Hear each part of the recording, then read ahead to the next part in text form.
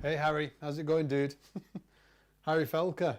Hey bassist, you're really into the bass today. I wonder if I could make this bigger. Oh, I can. Sorry, I am talking to you guys, but I'm also talking to Alan over there. Alan's the man behind the, basically send Alan some love, otherwise he'll turn us off. Rachel's saying, the shed. How y'all doing? Brian Christwell, how's it going? Good morning, Brian saying. What time is it near you, Brian? It is not morning time over here. We've been, hey Alan, Kevin's giving you a hey Alan.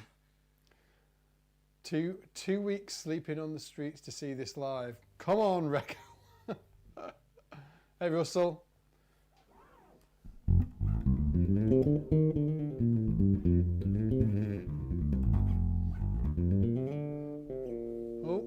Ched's saying that you're the man, Alan.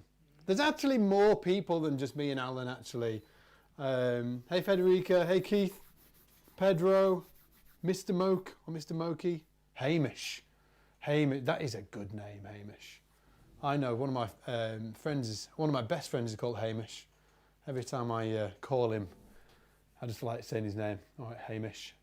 Hey, Gene. How's it going? Oh, from Seoul in Korea. Amazing. Great players over there, dude. Great players.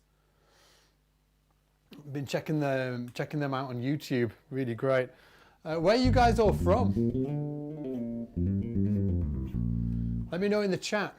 And if you're not on the live stream page that we've actually, depending on where you're watching this from, like a certain portion of you might be watching this on YouTube, a certain portion of you might be watching this on Facebook, because that's the way we roll. Who knows how this tech works? It's obviously, Travis is doing it behind the scenes. Shout out to Stu and Travis as well, who are making this all happen. And yeah, I'm going to tell you the reason why you should head over to the main page, actually. It's because we're going to be giving away a bass to you guys in this live stream. So make sure that you, we actually did one of these just earlier, and we just had this humongous tech meltdown, but we think we fixed it, or the people have fixed it anyway, so we should be all good with that. But if you're on Facebook or you're on YouTube, you should go to scottdevinemasterclass.com. scottdevinemasterclass.com. That will mean you can enter in the giveaway and all of those good things, right? And you want to win the bass, I'm sure you do. Man, we've got a lot of people here. Patricia from West Yorkshire. Oh, Patrick, sorry Patrick. Victor, Santiago, Chile. The Sentinel Island, wow. Birmingham, Alabama. Richmond, UK from YouTube. Hey, Danny. A very soggy UK Ched saying. Chicago, Wiltshire, New Orleans, Louisiana, Netherlands, Denver, Norway, Belgium. Sean's here from St. Petersburg. Great place, man. I'm on the Diamond Princess. Is that a cruise ship? Is that the cruise ship that people have been? Is it? Get out of town. Are you really on the Diamond cruise ship? That is just, if you are, that's blow my mind. Can you send a picture? Yeah. Can you send us a picture? That would be so. Have you got your base? That's what we want to know. Man, if you are on the Diamond cruise ship, that would just blow my mind. Yes, we have got a bit of a thing going on, haven't we, with this old coronavirus? It's not going well. You definitely don't want to get that little thing. Kev's from London. Man, we are all over the place. How many of you there are here? Let me just have a look. Oh, coming up to 500. Awesome. Pete's from Kentucky. Pantelis from Cyprus. Man. Poland. Johnny Ray from Pudsey, West Yorkshire. Yes, my friend. Calverley right here, if you didn't know. Just right next to Pudsey. Man, Stephen's from South Africa. Anyway, obviously there's some good stuff going on today. Let me just pull up my notes so I can sort of like try and keep online. Not online as in online, I mean like in the zone. I'm a bit of a wanderer. Let's put it that way. Easy for me to get distracted. Man, this guy loves South Korea. Yoshi from South Korea. Oh, he loves South Korea. Cheers, Yoshi.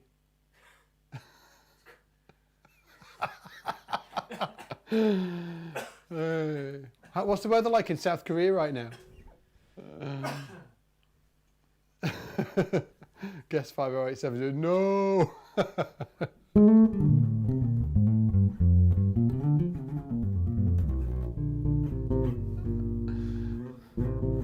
Now, just before we get into any gear questions as well, just like everybody always asks me gear questions, and yes, we are going to be learning about technique. I'm going to be talking about technique today. It's really important. I really, really, really want to stress the importance of your technique on the bass, because I'm kind of sharing my thesis on it, if you want to put it that way. The way that I think about bass technique. Is that your bass technique is where everything starts. So this isn't going to be a class about how to play fast, right? We all want to play fast, you know, and we all, you know, we all want to play fast, and we should be all want to play fast, right? But the problem is that good technique is not about just playing fast. In fact, good technique has got really nothing to do with playing fast. Good technique facilitates the ability to play fast. That is two completely different things, right? Playing fast is facilitated by good technique, but having good technique is everything that you play on the bass. Everything, okay? It's how your notes sound, right? It's the actual note that you play. Okay, that is all, and if anybody's wondering, I've got a bit of delay on the sound, okay? Just to give it a bit more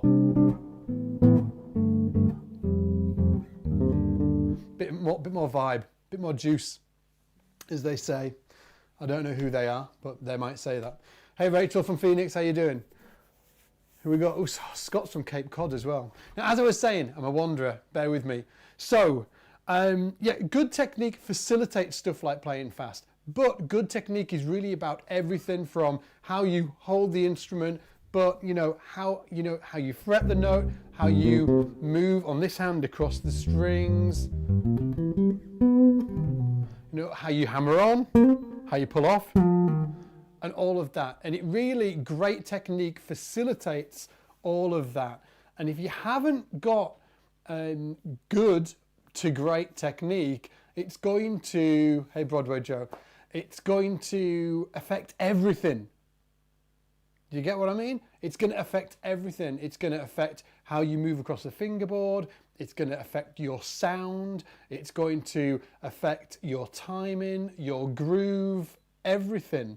So it's really important that we learn how to work on our technique. Otherwise, you can get yourself in a complete hot mess and just get to that point where your playing's just a bit messy, but you don't know how to work out of it. You're trying to play like those pro guys do, but you just can't do it. You want to do those ghost notes,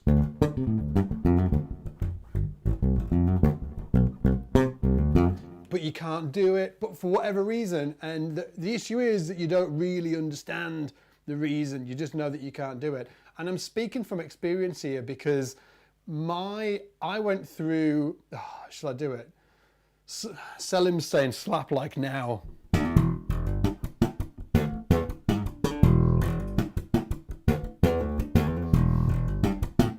There you go.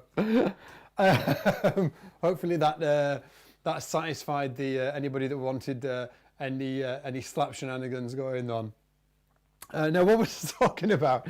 Yeah, and the thing was that when I was a younger man, a younger bass player, and this is actually to the point where I was playing professionally. So just to give you a 10-second kind of like up to a certain point in my progression as a bass player. Okay, started playing bass when I was around 17 or 18 years old, played guitar before that. Okay, so I wasn't completely new to bass. Started when I was around 18 years old, 17 or 18. By the time I was 21, I was on a cruise ship and playing full-time as a professional musician. And actually before that, when I was around 20, I worked in a theatre band in the pit, in the pits of the theatre as a theatre musician as well. I was nowhere good enough. It was just by sheer chance that I ended up getting those gigs, just to put it out there. Don't think of it as me as like this sort of, what do they call them? Kind of like crazy technical young player that was just, the sun shone on me in just this beautiful way and suddenly I was a great bass player. That absolutely didn't happen. I was total crap. Okay, started playing the bass, didn't really know how to play at all, ended up getting 2 gigs by accident, and ultimately that was my university. That's how Prodigy, absolutely, there you go. That's how I learned to play the bass, going through that experience. And I got to around, well, after I got off the ships really, you know, around 22, 23 years old, and I found that my playing had just completely halted. And it was a total bitch. It was driving me absolutely insane. And really the unlocking of it for me and moving my bass playing to that next level was really, the key that really unlocked it was working on my technique, but working on my technique in a really, really specific way. A really, really specific way. You will hear people say that you shouldn't practice technique and you should just keep playing bass and keep playing the lines that you want to play, and that will just, your technique will develop to the point where you can play what you want to play. Okay, you'll hear people say that, right? And that might have worked for them, but I'll tell you what, didn't work for me at all. Which is really important because I have met many bass students and worked with them who have hit that same roadblock that I did. Their technique gets them to a certain point and then, you know, and then just you sort of like hit this brick wall and you can't really get past it. So I used a really specific system. I'm going to be telling you about that system today. I'm going to be talking about, you know, my methodology around practicing technique and giving you some really, really fantastic exercises as well. And I'm also going to be telling you how to win a bass, because we're giving away a bass today. Let me check my times. Stu said, what time are we on? 3-5. So we're going to open the bass giveaway in like 30 minutes. What we're going to do is we'll add a link into the chat, and you'll be able to go in there and put your email in, and that will make sure that you're entered in the giveaway. And then we'll pick a winner and then shoot you a Sire bass. If you're wondering what bass it is, it's a Sire bass, because I think that they are the best value for the money in terms of basses. Just a really, really fantastic company. And the dude that runs it is just really cool as well. He actually came and visited me in Leeds, which was pretty surreal. It was cool. Anyway, yeah, I'm going to be teaching you technique. I'm going to be doing the bass giveaway as well. But also, I'm going to be telling you about, I've got my 26-week Technique Accelerator program is open for enrollment right now. It closes for enrollment at the weekend. So that's just, if you want to, if you dig what we go through in this class, you probably want to check out the 26-week Technique Accelerator, because it will be for you. And also, I was talking to the team earlier, and they thought it would be fun to offer you guys a ridiculous bonus as well if you sign up for the 26-weeker before midnight tonight. So should I tell you about it now? Yeah, basically it's like this full-on like bass buyer's guide. It's like a video bass buyer's guide where I went to London with a video crew, went to one of the best bass shops in London, and I go through all of the basses, like jazz basses, vintage basses, new basses, Rickenbacker basses, custom basses, basses made in the Far East, all of this stuff and what you should be thinking when you're buying them. And we've actually sold that for just under $100 in the past. So we're just going to throw that in for free to anybody that signs up before 12 o'clock Pacific tonight, I think, 12 o'clock Pacific tonight. And if you've already signed up to the Technique Accelerator, we're going to throw that in as well for you guys as well. So if anybody's thinking, well, what about me? we're going to give it to you too. So that's if you sign up before tonight. But before you go anyway, don't go and do anything. Okay. And oh, and if you want to go check out the Technique Accelerator, obviously go to studybasewithscott.com and you'll can find out about it all there. But let's get on to technique. And first of all, let me just like jump into the chat. Who here feels like they have had issues with their technique, or you feel like you're in a bit of a stranglehold and you can't get to that next level? Just say me in the chat. And if you're not on the main live stream page over on Scott's Bass Lessons, guys, if you're on YouTube or you're on, yeah, everybody's saying me. Yeah, because I was that. I think we all go through this. Like, ultimately, I think we all have this. Hunter's saying me, Mary, Tim, Kev, yeah, me, somebody's saying. If you're not on the main live stream page, go to scottdevinemasterclass.com, and there that's where you'll see the link for the giveaway and all of that kind of stuff, right? Yeah, so everybody's saying me, everybody. Vic's saying me, Lucas is saying slap problem. Salim's saying need more practice. Well, you know what, Slim? I think that you are right, but it's definitely getting your technique together for me was a really systematic thing that I worked through, and it was probably, and to put it bluntly, I did it over 6 months. And that's why, that was the idea about the 26-weeker Technique Accelerator program, because I wanted to give people that same experience. I went from what I would say is a kind of, I could play sort of like I was just messy, right? So I could play, I had like a gig, I was like working professionally, but my technique was super messy. And if I went to play anything like fancy, or the fancy lines, right? You know, I don't know, like all that, you know.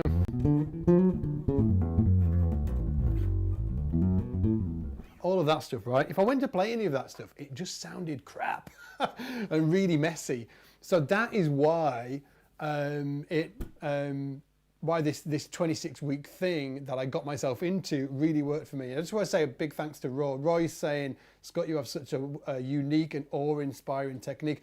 Cheers, Roy. Well, honestly, if you'd seen me in my early 20s, you would have been not shocked, because I would have just sounded like a normal bass player, but I didn't sound anything like I did now.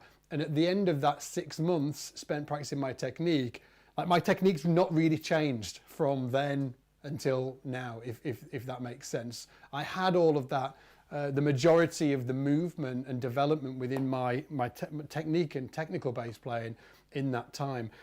And this is like my thesis on it. I'll say it again. My thesis on this, the big idea is 2 parts, right? First of all, that technique is everything. It's how you play the bass. It's how you fret the note. It's the tone. It's how you get your tone. Have you ever played a bass? Or somebody else has been playing a bass and they sound great on it. And then you pick up the bass and you start playing it and it sounds different, okay? It's their technique. They're plucking in a different way. They're fretting the note in a different way. They've got articulations dialed in. They've got all of that good stuff, and that is what good technique facilitates. It facilitates all that. And obviously all of the fast stuff too, but that's what really facilitates it. So it really is the foundation of everything that you do on the bass. If your technique is rubbish, you're going to have a real issue with everything else. Now, the other thing is that I really recommend that you split, you think of your bass technique as not good bass technique. You think of it as multiple things, okay? This is key to this methodology. Your technique isn't either good or bad. You know, you can have great things in your technique and you can also have utter garbage things in your technique. I will give you a great example of this, okay? So there's many bass players who I've seen who have cracking slap technique, just blazing, just really, really like way better than me, just sort of like absolutely killing it. They're like it. It's just, you know, I've got no idea how they do it. It's really great. And then they start playing finger style and everything falls to crap. It just kind of sounds like Their groove kind of goes, they haven't got everything. I mean, it's just nowhere near where their slap playing is. That is a great example of what I'm talking about. Great slap technique, rubbish fingerstyle technique. You can do the same thing with a pick, right? Look at Bobby Vega, the great Bobby Vega. Just like, how good is he on, you know, with his pick? Just amazing pick technique. Now, it just so happens that Bobby's got great pick technique, great slap technique, and great fingerstyle technique, which is why aliens do exist, because if aliens were on this planet, Bobby Vega would certainly be one of them. But that said, I really recommend that you start viewing your technique as multiple parts, okay? And there's sort of like, you know, there's big buckets that we can bucket this up into. One would be the engine room, your hand, your plucking hand. This is where everything begins. There is no note unless you are or, okay? Unless there's something happening down here, there's no note, okay? So when I started really focusing on this hand, it had a huge impact on my lines and the way I sounded. What I'm going to do, I'm also going to talk about the left hand as well, or the fretting hand if you're left-handed. Apologies, I don't want to single you left-handers out. But we're going to do that in a bit. Let me just talk about the plucking hand and give you some exercises that are really, really just going to be key. And they are must-haves. They are not, they're not like, you know, I might want it. I might work on that. These are must-haves, okay? And when you're looking at your right hand, what I also want you to do is bucket this down as well. So segment this out. It's not you've either got a great plucking hand or a bad plucking hand. We're going to get even further into looking at this hand and working on various things. And then when you bring all the various things together, then you might have a great plucking hand, okay? The first thing that you really need to get down when it comes to your plucking hand is ascending through a linear line. Ascending through a linear line. This could be a scale, okay? I'm just putting it out there that a linear line could be a bunch of things. But, okay?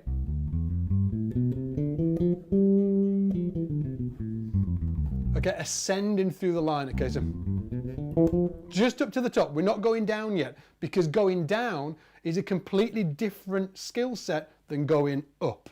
Get that, right? That's how, you know, nerdy we're going to get. Okay, so when you're ascending through a linear line like that, whether it be a scale, and I recommend just taking a scale for now, okay, you have to, no excuses, do it with alternate fingers. There's no excuses. It needs to be alternate, okay?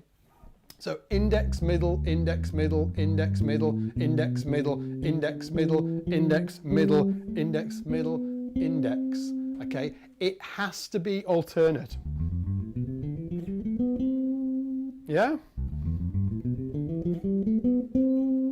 Remember, we're not going to look at going down yet. We're going to do that in a minute, because there's various things that we need to change in what we're doing right now to facilitate being able to play really fast. So when you're doing that, make sure that you just really concentrate on how you're striking the string, being smooth, being controlled. And if you want to get a metronome to kind of just give you a little bit of structure around what you're doing, you can certainly do that, okay? So your metronome could be like, just like this, and boo da dee da dee da doo da, you know, up to dum. And just practicing going up that scale, or any linear line, but I do recommend a scale, and just making sure that you can do it really smooth and really controlled. Getting control in your playing is really a key part of getting your technique together. It needs to be controlled, okay? When I talked about some slap guys that can play great slap, and when they go to fingerstyle, they sound a lot of it is the lack of control, lack of technique in that specific area, right? So we want to make sure that we can play a linear line really smooth with alternate fingers on this hand. And you should also practice starting with your index and then starting with your middle, okay? So start with your index. And then start with your middle finger. Because what's going to happen when you start on different fingers, your body is going to feel more comfortable starting with one finger than the other finger. So just to point it out, you need to practice starting with both. Again, index finger, middle finger. Now they sound exactly the same, don't they? Say yes in the comments. Please don't say no. I'm going to start again with my index finger. Middle finger. This is just a C major, two octaves. Now, here's the key thing. You might want to reduce the tempo and say index, middle, index, middle, index, middle. Everybody's saying yes in the comments. Woo! Oh yeah, I got by it. So you might want to do this, and this really helped me when I started doing this. I actually had to say it out loud. I am. Because your body doesn't care what you want. Your body wants to do what it's always been doing. You know, it is index, index, middle, middle, middle, index, middle, middle, middle, index, all that crap, right? It doesn't care about you. So you really need to beast the motor cortex up here. And it's the motor cortex that's doing this. It's just, it feeds you a program basically. And it's just like, yeah, there's the program. But you want something else now. You want it to be alternate. So I am.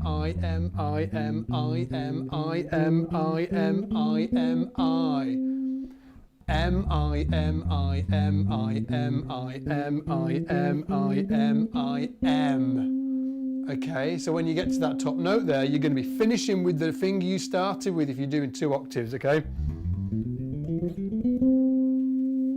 Great. So, and do it slow to start with, and you can look at this hand as well. I am,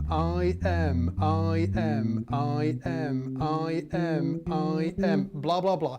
I cannot tell you the amount of students I've worked with doing this when I used to teach in uni, obviously, right? So I'd be like teaching these uni students, and they'd be sitting there, you know, doing these exercises, feeling like they want to high five somebody, and they're not looking at this hand, and they're playing the wrong thing. I, and it's because your motor cortex is a bitch and it doesn't want to do what you want. Okay, so you need to really look at this thing, look at this hand and make sure you can do this, right? So I am. Okay, now once you've got it going up, and we're going to be revisiting this technique actually in a little while, but once you've got it going up, then it's time to start descending. Now remember when I said that good technique is a multitude of different things, right? This is the deal. When we're descending, it's slightly different from ascending. And this is why some people find it easier to ascend than descend, and some people find it easier to descend than ascend. So let me know in ascend. Doesn't sound good that, does it? Ascend? Ascend? I digress. But there you go. Let me know in the comments which do you find easier, going up, ascending, or coming down, descending, right? Ascending or descending? Let me know in the comments. And by the way, if you're watching on YouTube, you should go to scottdevinemasterclass.com because we're live streaming on a special page, and we're going to be doing a giveaway in like 15 minutes, and you can win a bass. So we've got descending, raking, descending. Somebody's saying ascending, descending, ascending. That's a real mix actually. Real mix. Going up, descending, ascending. See what I mean? Isn't that surprising how everybody's different, right? We all find these things because we're physiologically different as well. I think that's a really interesting thing. The more people I teach and the more students like you guys that I speak to, it always blows my mind how just like our different physiology really contributes in different ways to how we move around the bass. So yeah, like Broadway Joe, hey Broadway Joe, he's saying ascending. It's mad. Federica, what are you saying? Ascending, start with the middle finger. It's the most difficult thing. Federica, just keep doing it and you'll get it, right? It's just because your motor cortex is just saying no. We say yes. Anywho, yeah, if you're on YouTube or on Facebook, go to scottdevinemasterclass.com because that's where the main page is, where you'll be able to get the giveaway link and all of that. If you're on YouTube or on Facebook, you're not going to get the link, so you should go to scottdevinemasterclass.com. And if you want to find out about the 26-week technique accelerator that I've just opened for enrollment that finishes at the end of the weekend, and if you join before 12 o'clock today, you're going to get this huge base buyer's guide thrown in for free. Go to studybasewithscott.com. Now, ascending, right. So basically, and if somebody's saying, how do we enter the giveaway? Mr. Coconut, great name. Mr. Coconut, if you want to enter the giveaway, we're going to open it in just under 15 minutes. So just hang out and we'll drop that link into the chat. Hey Ted, how's it going? Right, so descending. So great mix of people. That was what I was hoping. Wouldn't I have looked stupid if everybody just went like it, ascending, right? So it's a real mix. Some people find it easier to go up, and some people find it easier to come down, okay? So going down is a different thing, and we need to practice it as separate things. Yes, we're going to put them together in the end. We're going to do that in the end, but to get to that point, we need to really isolate the descending part as well and practice that on its own first, okay? Now, to do this, I really recommend this is a personal thing. So, you know, you might want to, if there's a real strong reason that you want to play alternate fingers going down, so like I, M, I, M, I, M, I, M, I. And Kev's saying, sounds nice with the delay reverb. Yeah.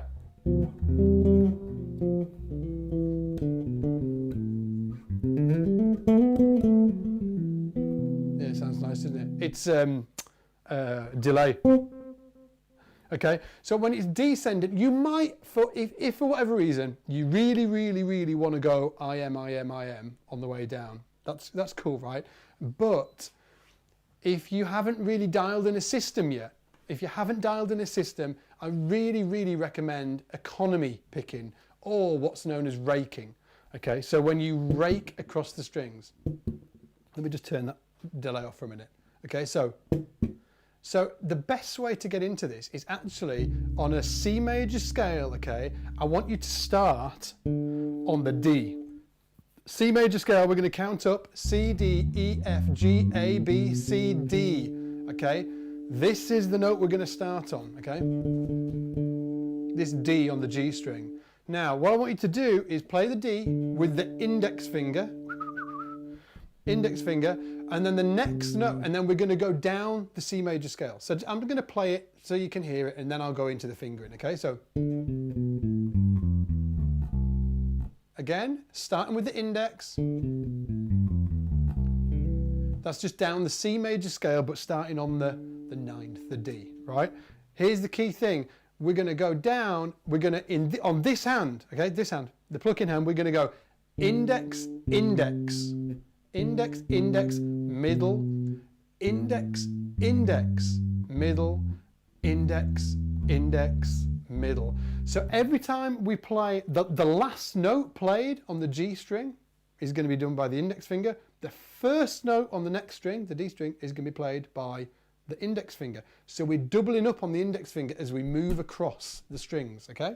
Again, it's going to go index, index, middle, index, index, middle, index, index, middle. Notice how I'm leaving that gap there. If you want to use that gap just to dial this in to begin with, that's cool, okay? So index, index, middle, index, index, middle, index, index, middle. And again, index, index, middle, index, index, middle, index, index, middle. Now, once you've got that down, get rid of the gap. Index, index, middle, index, index, middle, index, index, middle. Now, you might be thinking, Scott, this sounds wildly complex.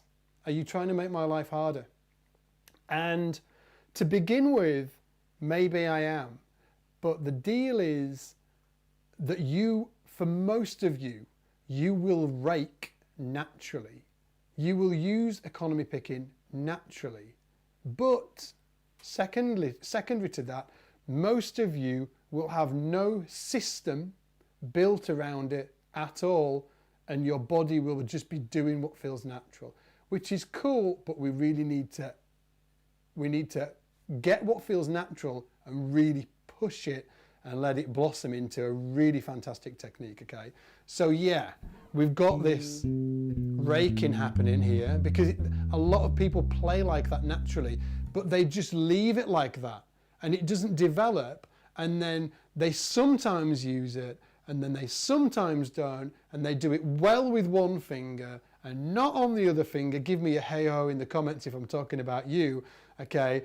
And there's just no system behind it, and then when you go to play a real complex line, just sounds like crap, okay? So, and this is what happened to me. This was a big thing for me. I really loved feeling like I used to use raking, or the economy picking thing, right? But man, it just wasn't dialed in, right? So this was a huge thing for me, okay? So first of all, I was like, okay, index, index, middle, index, index, middle, index, index, middle, okay? So get that down, then get rid of the gap, okay?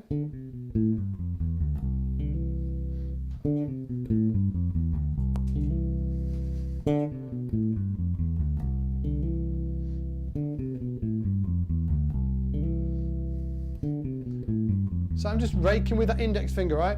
I am, I can't do it, I can't say it that. I am, okay? So if you ever hear, like, you know, bass players doing this, you know, there's no way on earth that they can do that without raking, right?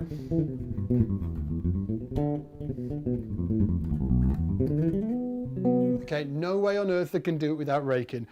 Hadrian Thoreau, for example, right? He does this like a beast. He's the man. So once you've done this with this,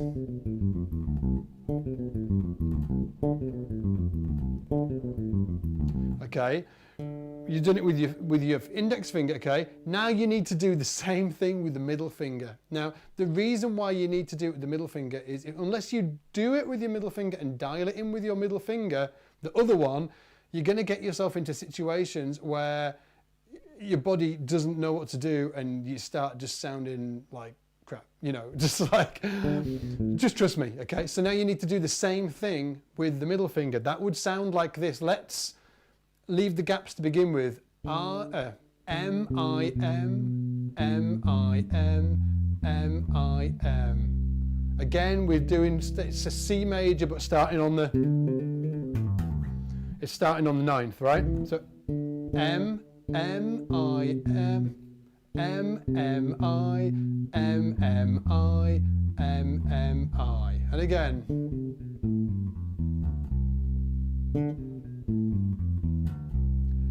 M, M, I, M, M, I, M, M, I. That's it. M, M, I, M, M, M, M, M, I. M, M, I, M, M, I, M, M, I. So now, once you've dialed that in, I'm just going to point this out, by the way, just handbrake on. Like, to get this exercise down, this is the kind of exercise that really, that you should be practicing to get something down like this. And bearing in mind that I still practice this. So it's not like I'm not going to say this will be fully baked in your playing within, like, you know, within a week. Okay, and then you can stop practicing it again. BS, man. You need to, like, do this stuff all the time. But with something like this, it would probably take something like, depending on how much you're playing, depending on a few different things, it might take up to 4 to 8 weeks for you to dial it in.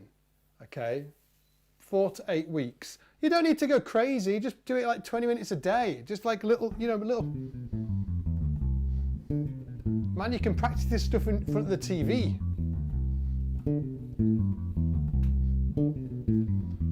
I like doing this. So what I'm doing there is start with my index finger, index, index, middle, index, index, middle, index, middle, index, right? And then do it with the middle finger. So descending with the index, descending with the middle.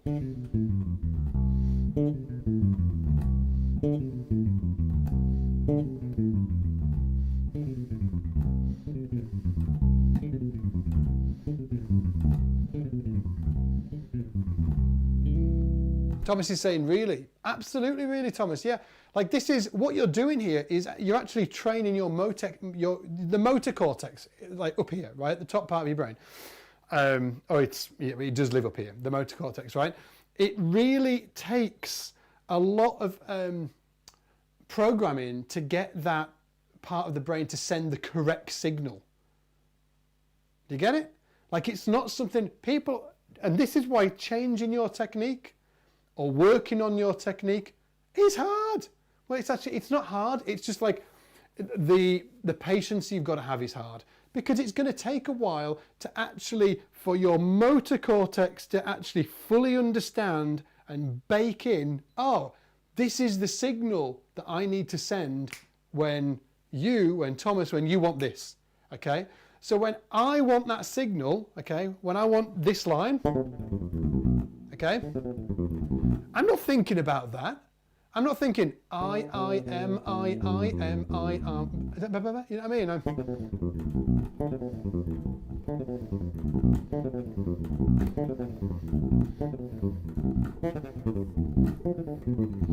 I'm not thinking about it. It's like picking your nose or picking your ear or whatever, flicking a bogey. You know, you're not thinking about this stuff. It's like you've done it a million times, okay? Your motor cortex is like a computer, and it's stored within the hard drive, okay? And when you want to do a thing, it releases the program and it happens, okay? It's muscle memory, right? But it's really motor cortex, right? So it's like dialed in, and it's just like sending out that message. It takes time to figure that out and get that dialed in. And this is why when people slow things down, they say, play it slow. That's actually why. That's the real scientific reason why you have to slow it down, because you're giving your motor cortex more chance to actually absorb the pattern and the movement that you're trying to, you know, get into it, okay? That's what's happening here. It's really, really tough stuff. Well, it's not tough stuff. It's just you've got to be really dedicated and really sort of like nail this stuff. You can it's not to change the technique. It doesn't take like a wild amount of time every day. It takes a wild amount of time. It took me 6 months. There you go. That's exactly how long it took me, 6 months. But I spent around 20 minutes, 30 minutes practicing it. No more. I wasn't like 10 hours a day or anything like that. So once you've got the ascending going on, you know, alternate, then you get the descending going on. Okay, now it's worth bearing in mind that you should, when you've got both of these dialed in, you need to be going up and down, up and down. So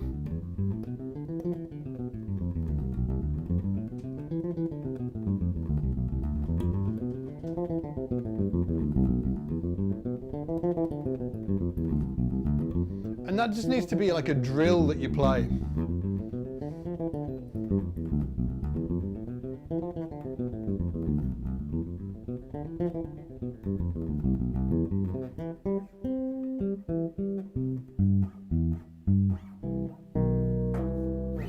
Okay, now once you've done that, like there's a bunch of stuff. I'm just really touching it's the tip of the iceberg really when it comes to this stuff, because there's just something to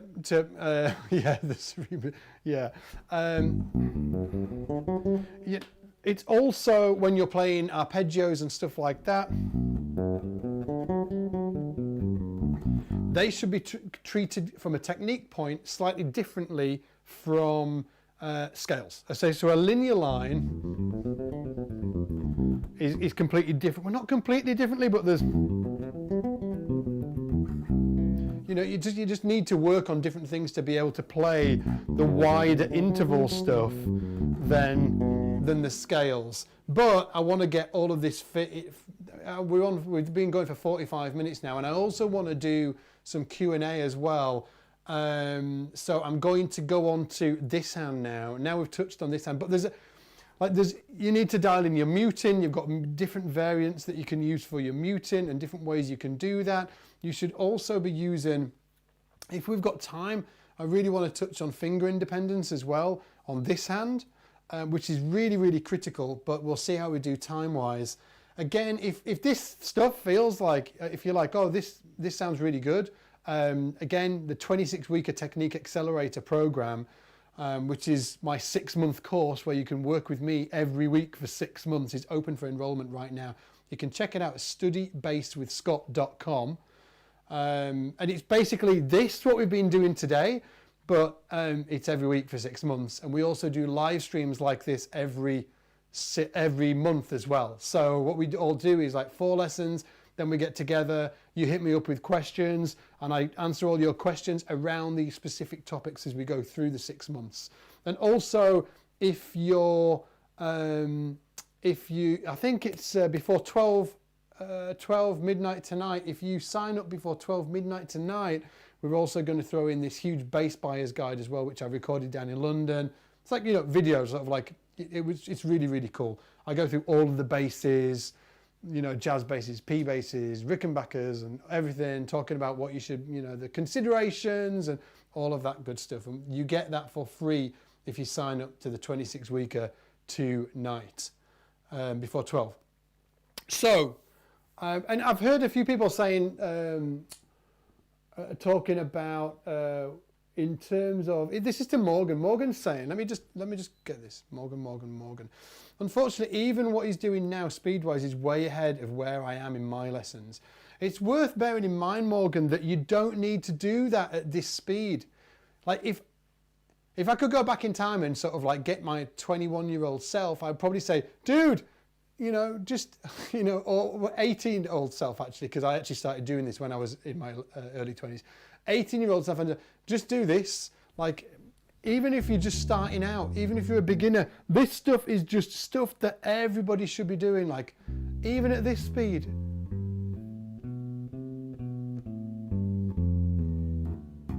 Because when you want to play sort of like...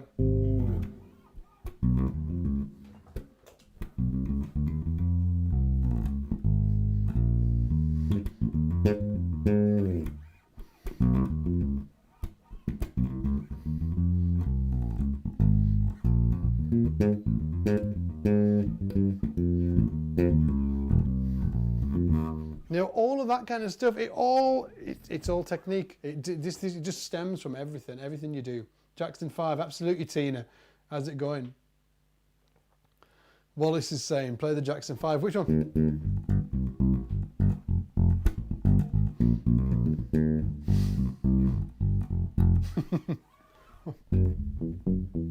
Well, that's not the Jackson 5, but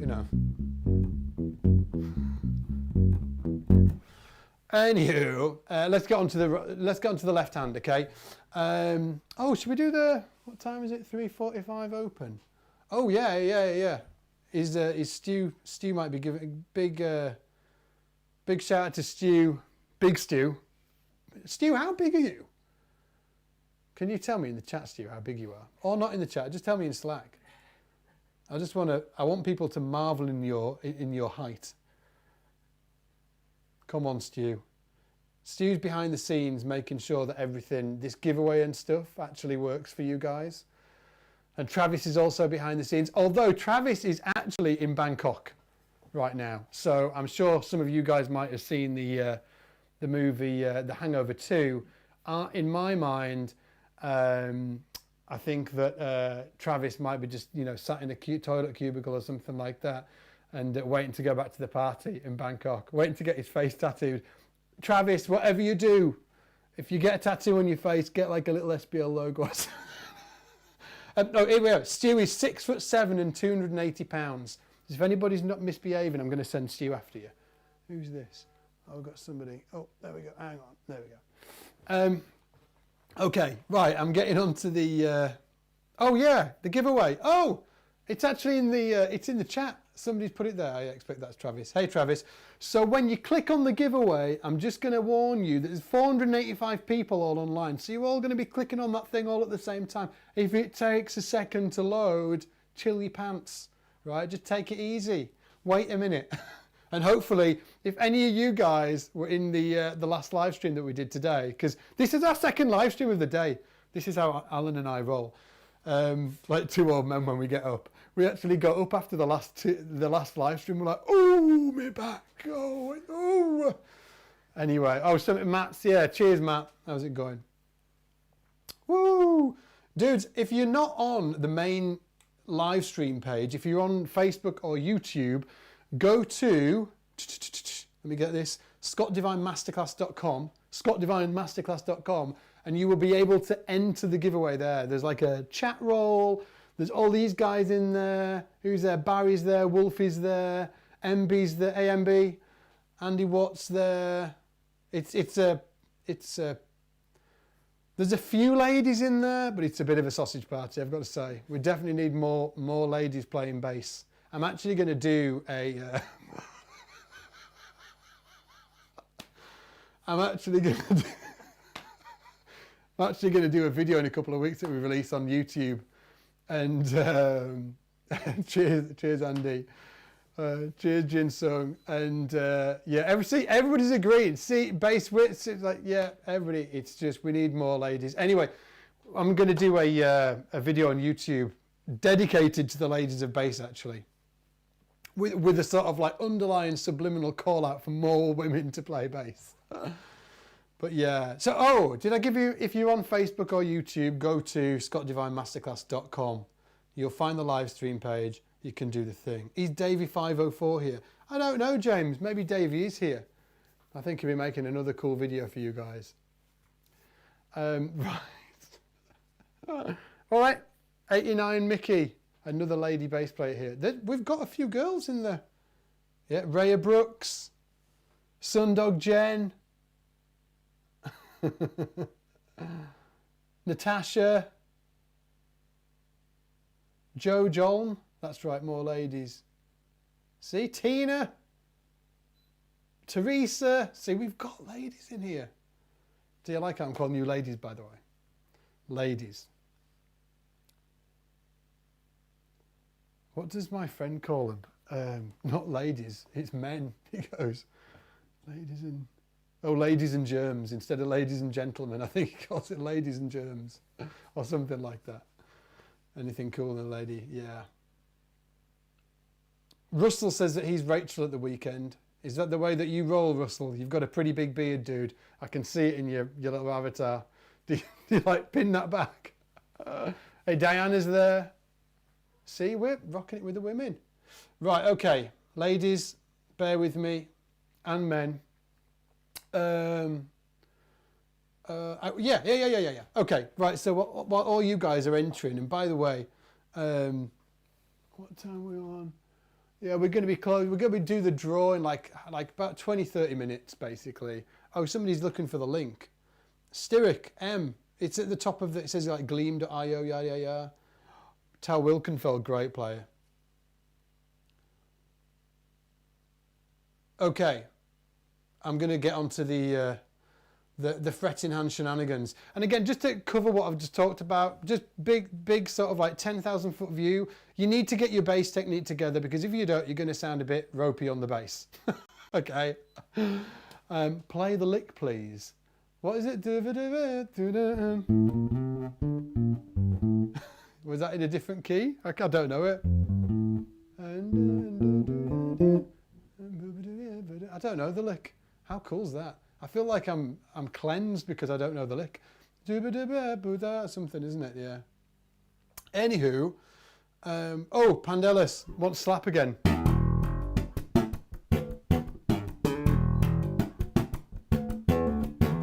Run up Dorian for the lick.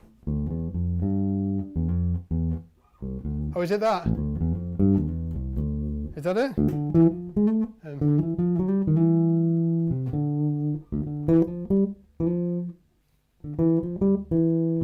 I don't know if I play the lick much.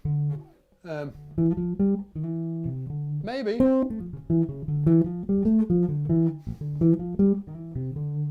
Maybe.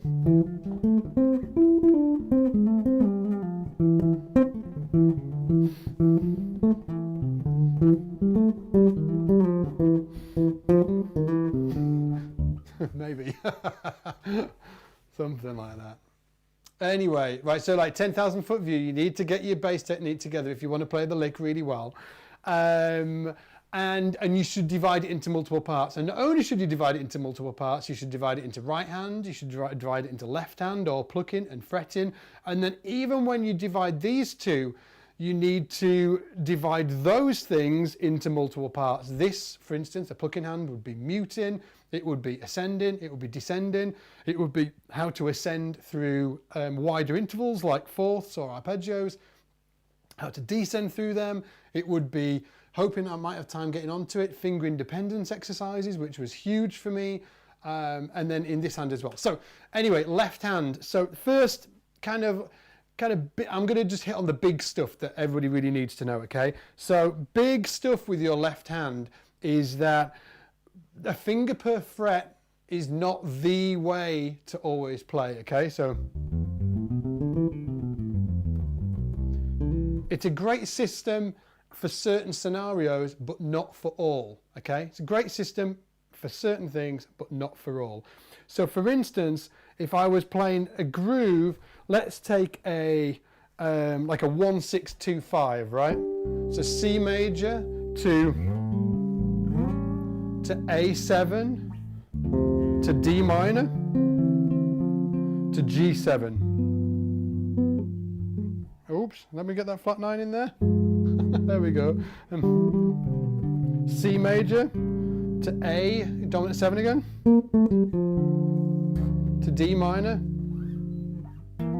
to G7, right? So C major, A, dominant 7, D minor, G7, okay? If I was playing something like that, I'm not gonna, well, I'll just play it and then I'll show you, okay? So, here we go. 2, 3, 4.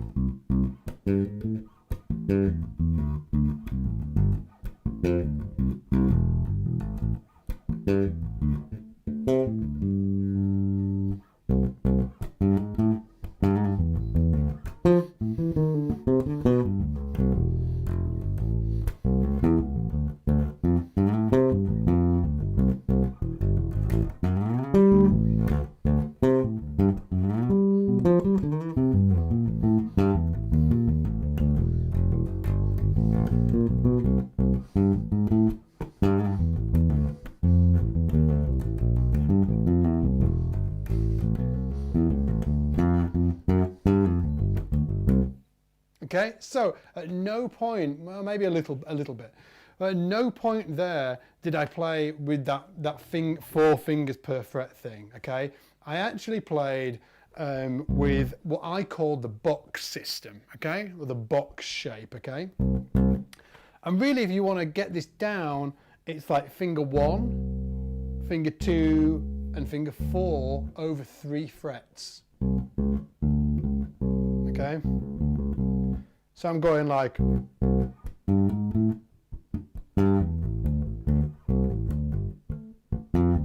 now most pro players use that, okay? Most. You won't see them playing like you know. Now, I'm not saying that they use it all the time, but for a long, you know, for a big chunk of stuff that they'll use that. So for instance, if you think,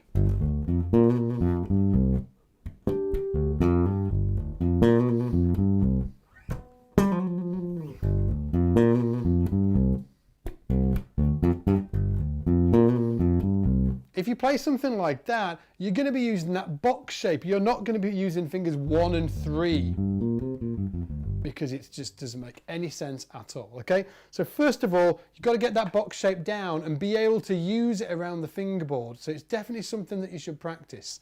Once you've got that down, another obvious kind of technique to look at and hand shape is the finger per fret thing, all right? So once you've got this,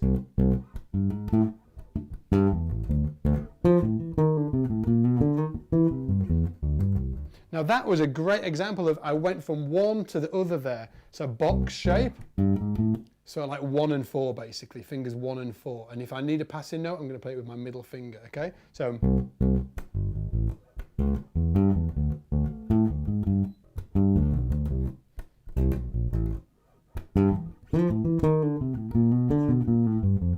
So there, that thing, that was the finger per fret. Now make sure that you see how I'm moving between the two systems there. One system, the box, the other system, okay, finger per fret. Again, 2, 3, 4.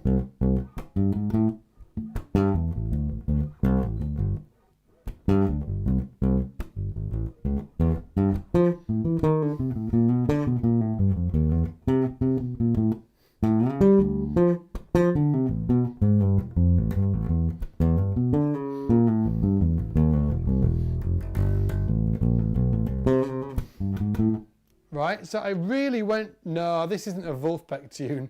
This is just a 3625. That's for Thomas, okay? 1625. 160. Do you alternate and rake while playing this? Absolutely, Tina. So check it out. So that. Let me just take you through that first bit, okay? So on that bit there, I went index, index, middle. Then I did a chromatically up to the A, and then I actually played still on the A, the flat 7, the 5, and the root of the A. Index, index, index. And then I played to the D there. Okay, so.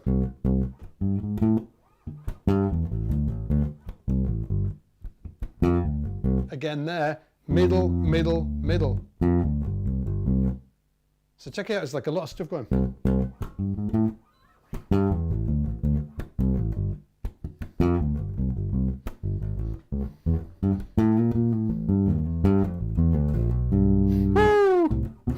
Sorry, that was a great line. I put myself off. So get used to using them two systems. And another thing, when you're using a finger per fret thing, what's really great to get into the habit of is viewing it as 4 fingers like this, but then with one either side. A finger either side, like that, right? So if you were coming down and you wanted to play a line like, okay, well, it's like a C major scale, but with that little passing note in there. Okay. It means that I can still visualize and have my hand looking really neat and tidy, but just add in that chromatic note, and then I'm back into the system, okay? I'll give you a great example of stuff to look out for as well when you're watching somebody playing is exactly bebop scale, right? I always look for people's hands and make sure that they look consistent around the fingerboard. So for instance, I'm just going to ramble around the fingerboard for 20 seconds, okay?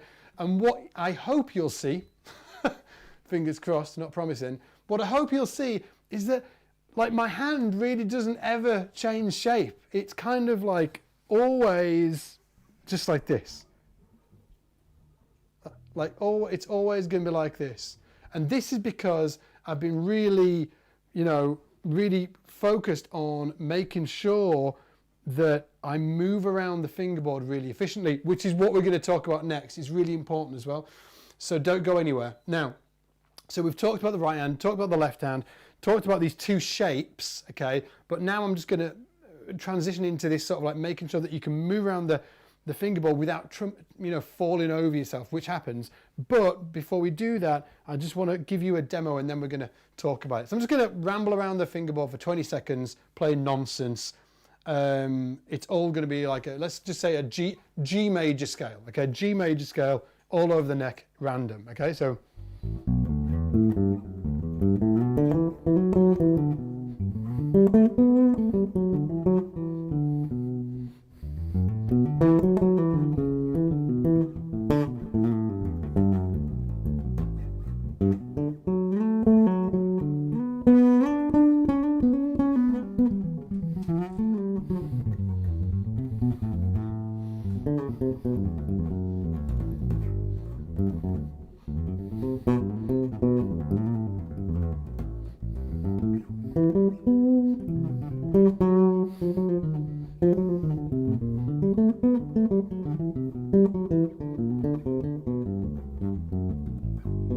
Okay, just like random, okay? So as you can see, as I go around, there's not really...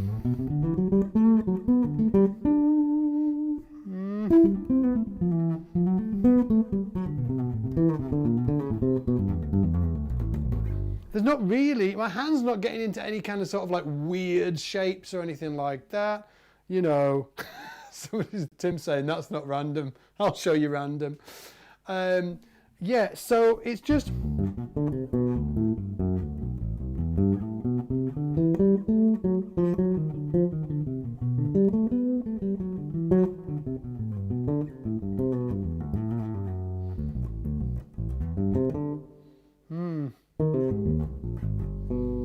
Okay, so it's just all, I'm always trying to be real kind of sort of like smooth in the way I play. And to be honest with you, it's really how I move up and down the neck is down to like one simple exercise that I kind of discovered when I was on this technique building adventure that I was on in my early 20s. Yeah, somebody's saying, how do you get it so smooth? So this is guest 1317. Hey, guest 1317. Is that, do you know when you were getting christened in church? Different guest 1317. Oh man, I was watching this YouTube video the other day, and there's this kid getting, what do they call it when they dip their head in the water? Is that christened or baptized? What is it called? I'm talking to Alan, by the way. You guys can let me know in the comments. What's it called when they get their little baldy heads and they put them in the thing? Who is that? Who's put that? Alex Meadow. You really play a great tritone sub. I did. Did you check that out? Ooh, I'll show you that in a minute, Alex. Baptized, right? Yeah. So I'm watching this video on YouTube. Stay with me. I'm watching this video on YouTube. Man, this like the vicar or the priest or whatever. He must have had a, you know, I don't know, just having a bad day or something. He was like, he took out his frustrations on this kid. He was like, I was like, what is going on? The guy's dad is like standing next to him and he's like smiling, he's proud, he's like, oh, this, I'm going to remember this day forever. And then suddenly he just saw, he's like, like fear. He's like, and the baby's like, oh, it's amazing. Anyway. Right, okay. So dunked, that was the right, yeah, dunked, right? So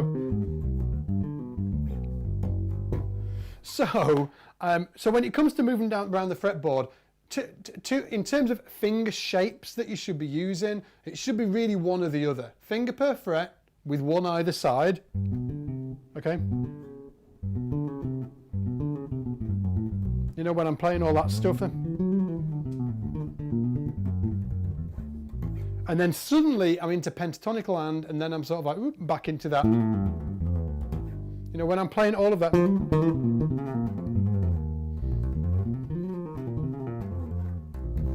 That's all two fingers, that's all box shape, right?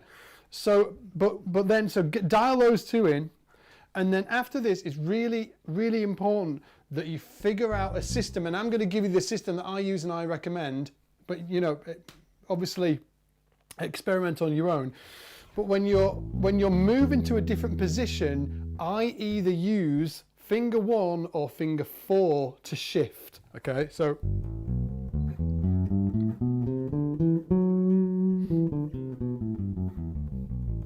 as I'm going up, check it out. So that's just a G major scale. Let's play a G major.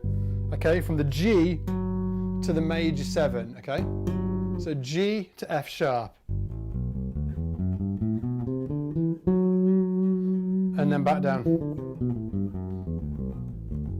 Now when I'm going up, all of the shifts are done with my little finger. Check it out. Shift. Shift with my little finger. Shift. Okay? Say again. Now, once I've told you this, I'm going to then randomly play again, and I think that you'll probably spot this happening a lot in my playing. It's kind of one of them things that you might not spot if you were just like watching somebody play, but once they tell you, oh, look out for this thing, you can be like, damn, he uses that a lot, okay? So again, shift, shift, shift, and then back down. But when I'm going back down, here's the key thing. I generally, like 90% of the time, I'm going to shift with my index finger down. Shift, shift, shift. Okay. So I'm going to go up and down so you can see that, okay? So shift, shift, shift, shift, shift, shift. Okay. So what I'm going to do, I'll play, instead of sort of playing stupidly, what I'm going to do, I'm going to try and play slower. Try and play slower. I'm going to try and play slower. And I'm just going to show you what it looks like when I play slow and I move up and down the fingerboard. And then I'm going to try and speed it up so you see the same thing again, okay? Right, so I'm just going to try and improvise around a G major scale and generally move up. And then I'm generally going to move down and just so, yeah. So check it out. Okay. This is totally random, obviously, right? So.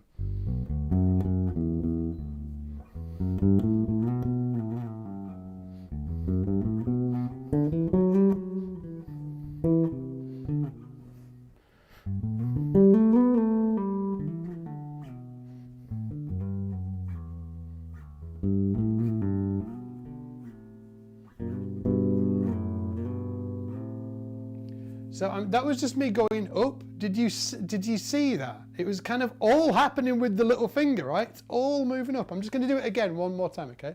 Here we go, G major. Okay, so.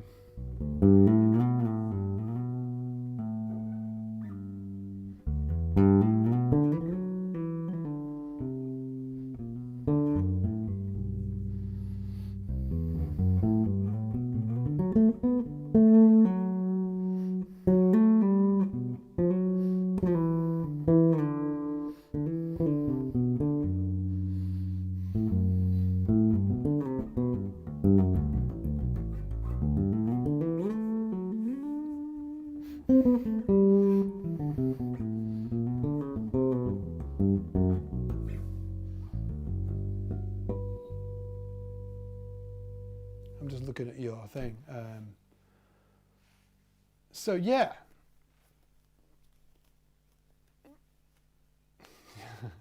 Maybe my breathing, Thomas, yeah. Okay, so when I play fast and when I go down, and I kind of sort of like did more going up, but if I go down, so for instance, I'll give you an example of going down with my index finger within a line. Check it out. Hear that? Shift, shift, shift. So I'm going to try and play that kind of fast, right?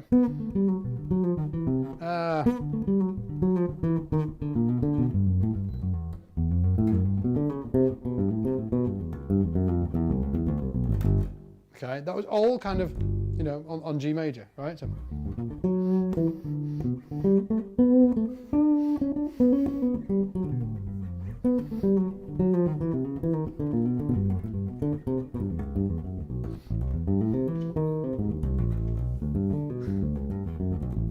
I think that was for you, Thomas.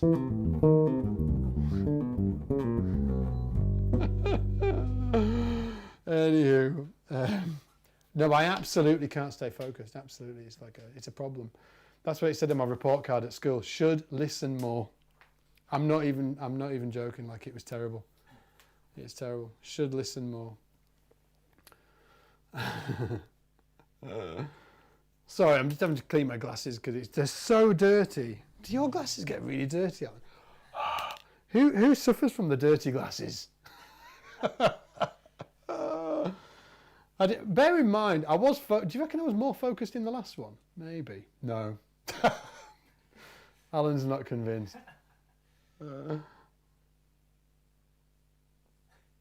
Yeah, Diana's saying, yeah, all the time. Isn't it annoying? Can you remember when you were kids and you didn't have to do it?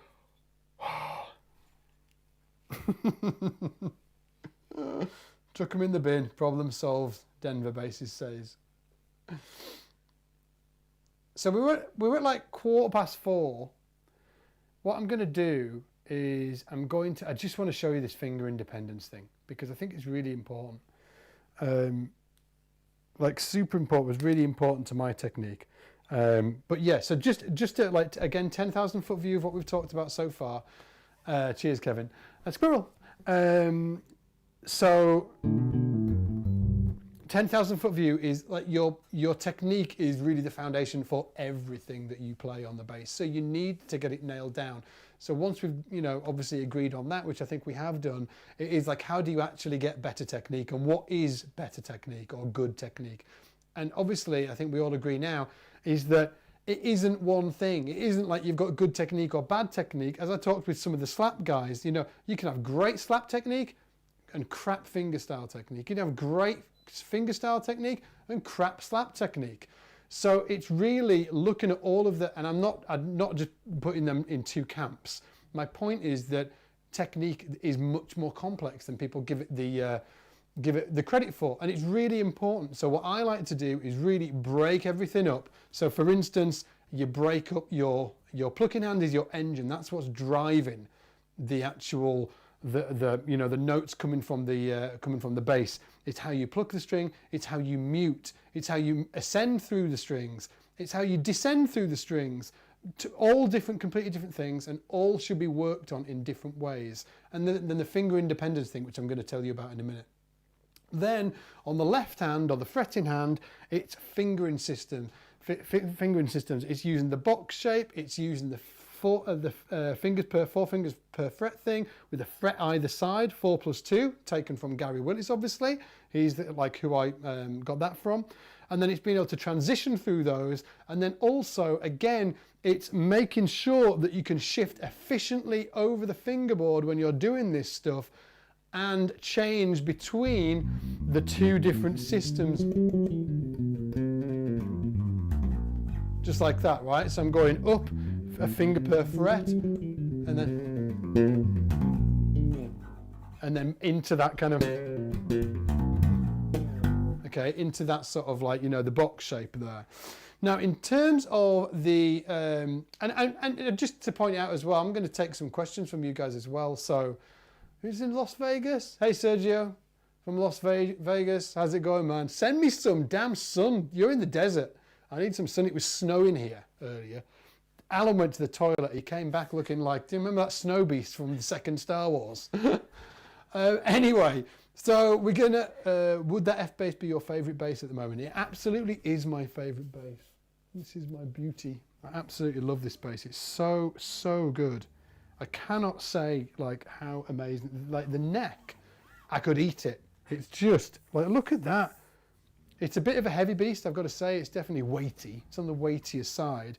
And if anybody's wondering as well, doing this, I've been using, obviously this. I've got a delay pedal, which is just a regular delay, TC flashback. You know, and it's just to really give me the...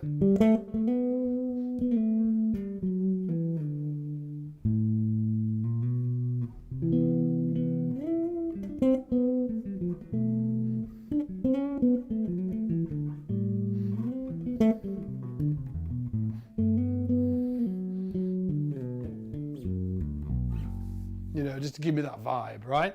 As I've been using the delay, I've got like a Trickfish 1K head that's really fantastic. And then if I've been playing over any, I should have done this more actually. So I can do this. I can hold that chord on here. And then I can improvise over the top of it.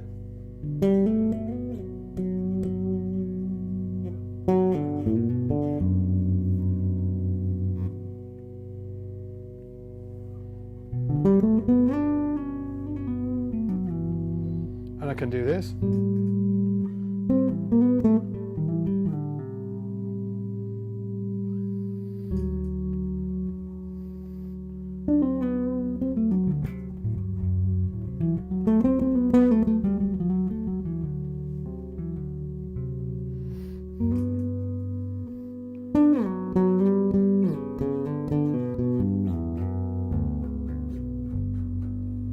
And that's a freeze pedal if you want to check that out. It's really, I really like them.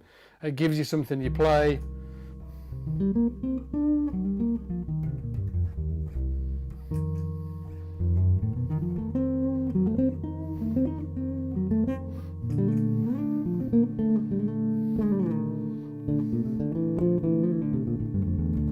You know, and you can kind of play and yeah, it's good stuff, man. It's good stuff.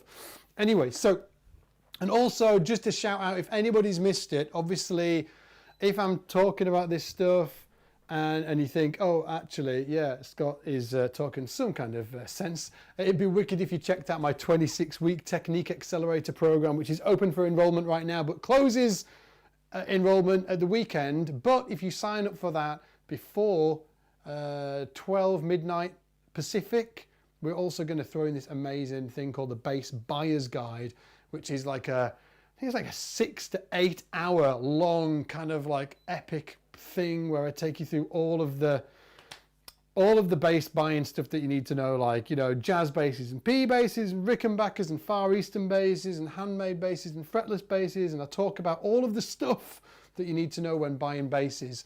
And I do it in this really fantastic bass shop called The Gallery in London, owned by a great guy called Martin, who it's like one of the best bass shops it's probably the best bass shop in the UK.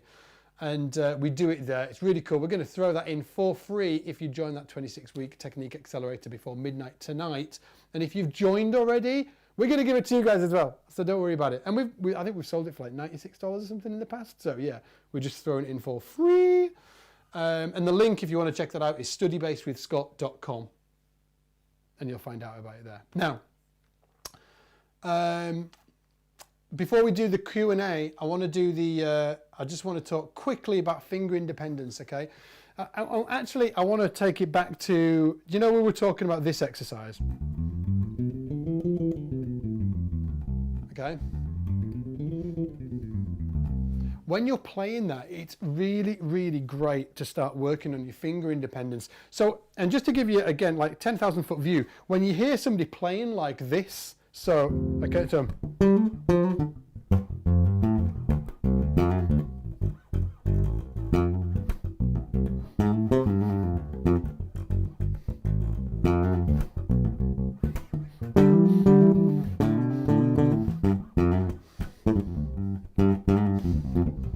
Okay, something like, you know, did you hear all of that stuff going on? It's not like this, is it? You know, it's more sort of like, it's got that kind of flow, right?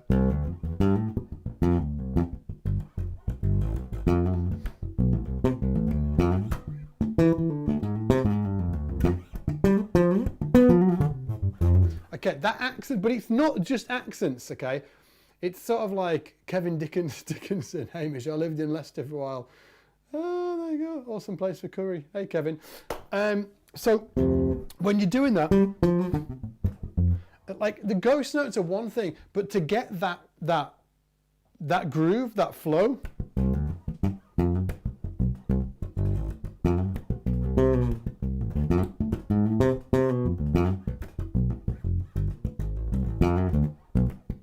okay, it's all of the stuff that I'm playing with my plucking hand, all of the notes are completely different velocities, okay, different dynamics. That's why it's got this.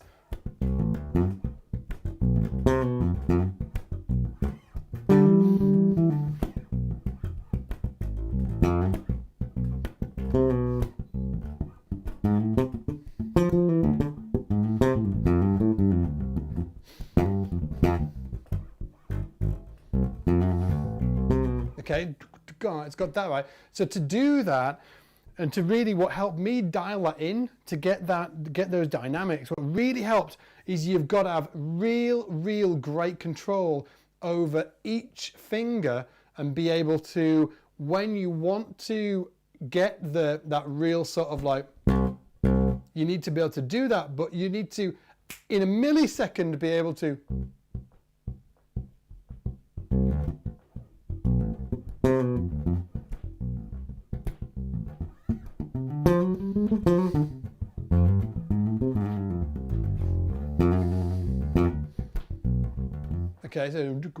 Okay, so what I'm doing there, and the way that what gave me the facility to do that, is an exercise that you probably wouldn't associate with that. It started off playing just one note, okay, so. And I know you're probably thinking, how does this sound like this?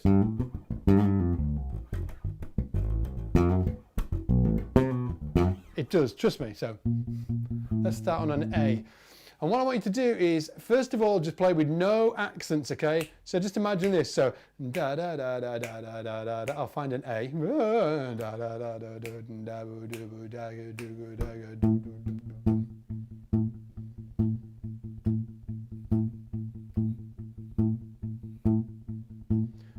Now just start accenting every one of the fours. So 1, 2, 3, 4, 1, 2, 3, 4, 1, 2, 3, 4, 1, 2, 3, 4, 1, 2, 3, 4, 1, 2, 3, 4, 1. I really want you to get comfortable just holding that groove, but that 1 is accented. Can you check it?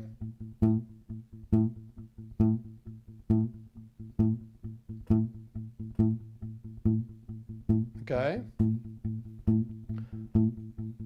Now, I want you to start doing 3s. So these are 4s. 1, 2, 3, 4, 1, 2, 3, 4, 1, 2, 3, 4. Now 3s. 1, 2, 3.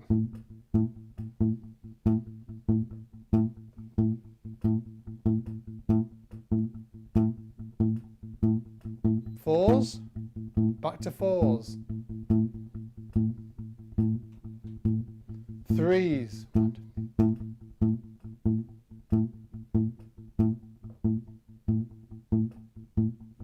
4s. Now what am I doing here? I'm training my hand, my plucking hand, and getting the independence that I need to play those real funky grooves. 3s.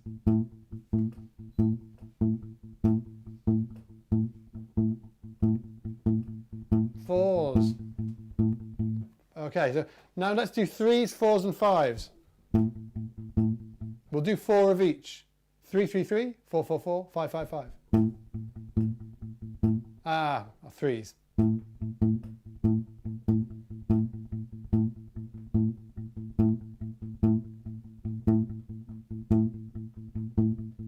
One, two, three, 1, 2, 3, 1, 2, 3, 1, 2, 3, 1, 2, 3, 4, 1, 2, 3, 4, 1, 2, 3, 4, 1, 2, 3, 4, 5, 1, 2, 3, 4, 5, 1, 2, 3, 4, 5, 1, 2, 3, 1, 2, 3, 1, 2, 3, 1, 2, 3, 4, 1, 2, 3, 4, 1, 2, 3, 4, 1, 2, 3, 4, 1, 2, 3, 4, 5, 1, 2, 3, 4, 5, 1, 2, 3, 4, 5, 1, 2, 3, 4, 5, 1.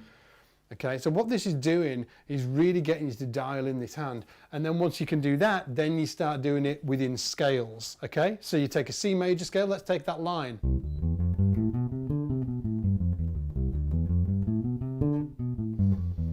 Now let's play it in 4s. 1, 2, 3, 4, 1. And the 1 is where the accent is. I'm going to slow this down.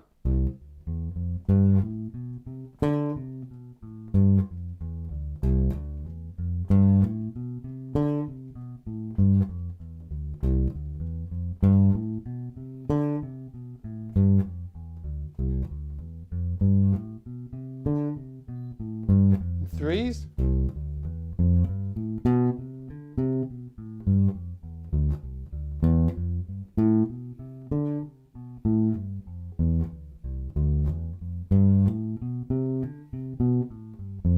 Fives.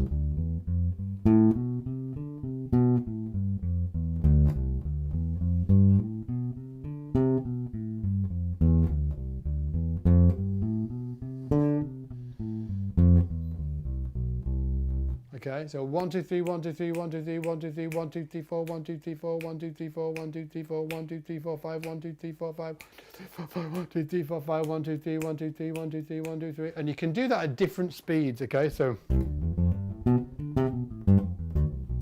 that was the 3s, right? 4s. 5s. Okay, now they sound all completely different, but I'm playing them at exactly the same speed. Again, 3s, 4s, 5s.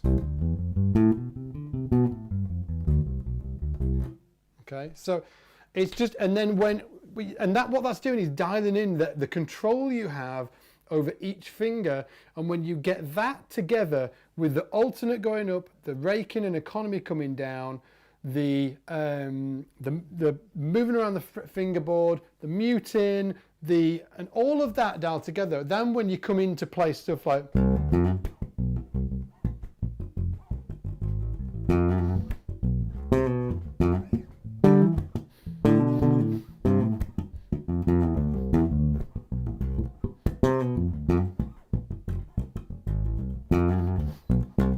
so it really helps with that. All of that is achieved by having the finger independence exercises that I've just been telling you about. And then also, if you've ever heard me play solo lines like this, which I'm assuming you will have, let me just, like, you know.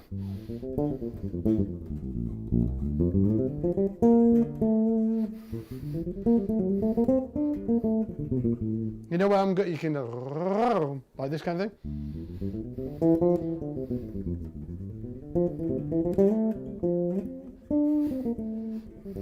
Especially coming down. Again.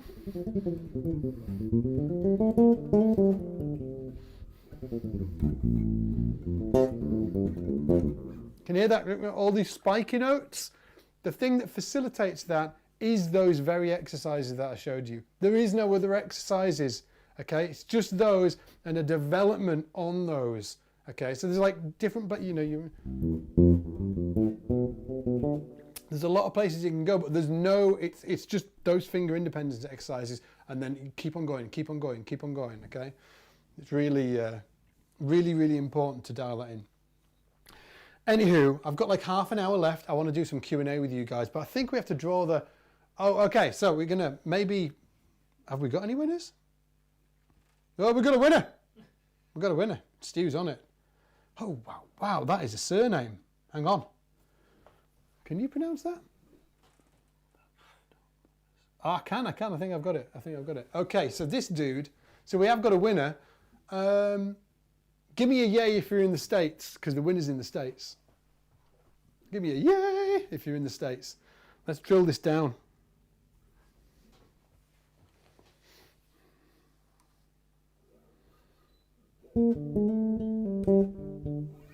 Got a lot of yays.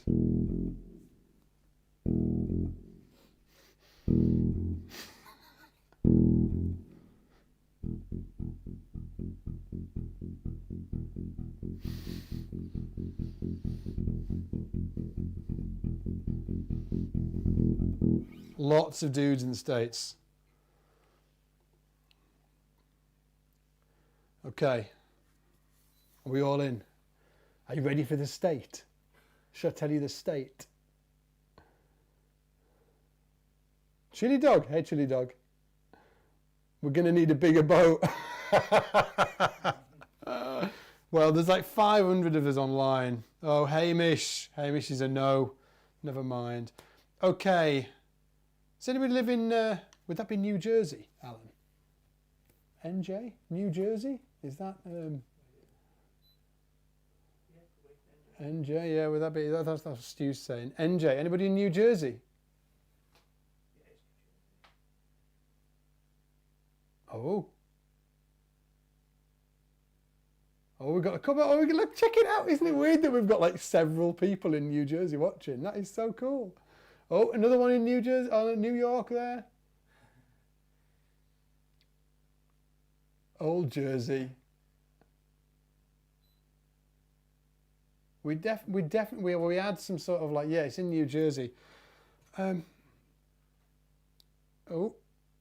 yeah, some chili dog's saying that it's New Jersey.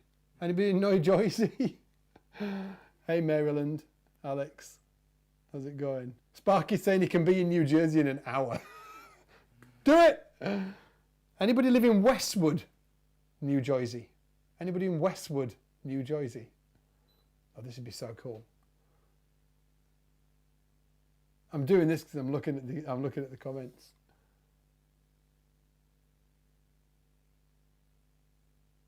Come on, Westwood. Come on, Westwood, New Jersey.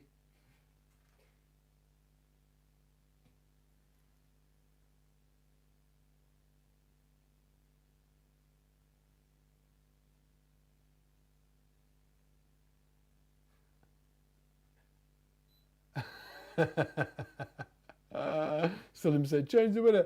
Oh, I did. Anyway, so the winner is Dimitri. Dimitri, here we go.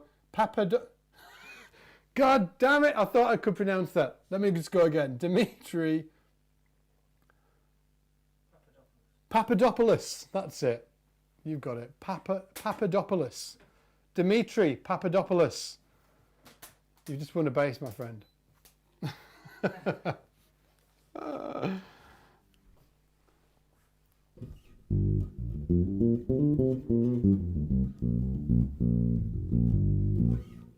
was fun.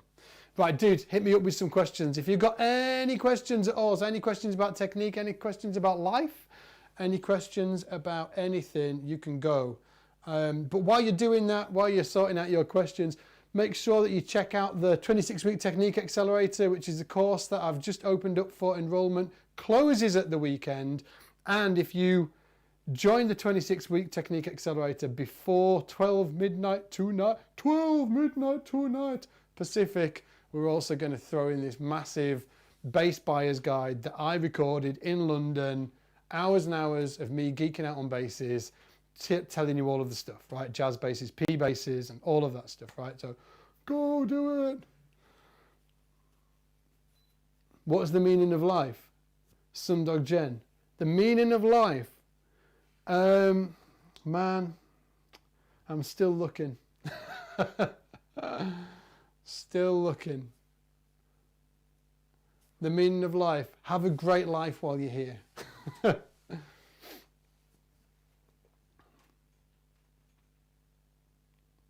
Okay, we've got some questions, but there's loads of people typing. And if you want to check out the 26 week, you can go to studybasswithscott.com.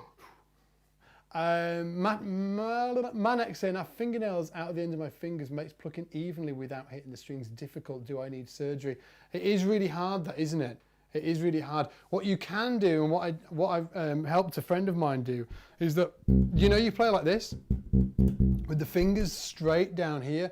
A friend of mine had exactly that problem where there was a lot of nail, so he actually started using the side. Can you see that?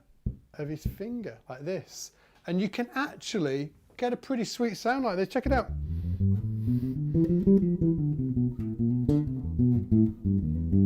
So I'm actually not plucking with the tip of the finger, I'm playing with the side.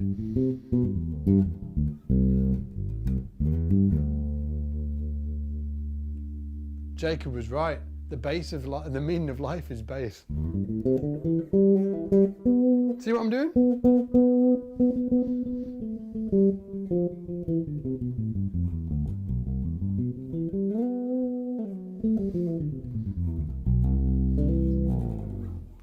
Let me see. We did have some questions, but they just shut up. In general, how much pressure do you apply when fretting the note? Actually, not so much pressure. Yeah, not much pressure at all. And if you want to find out how much pressure it takes to actually fret a note, get your index finger right, and you hold it down and just keep playing it until, you know, till it starts just grinding a bit. And that'll give you an idea of what the pressure is that you need to play. But it's not, you know.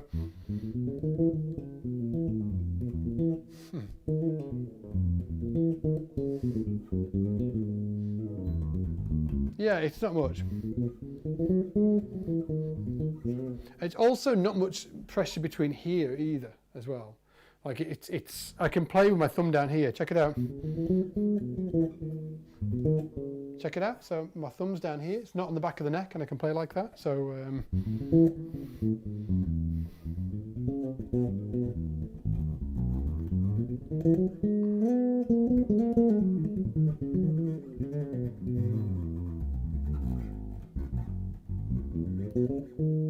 it's down here, but when I'm playing with my thumb, it's generally like.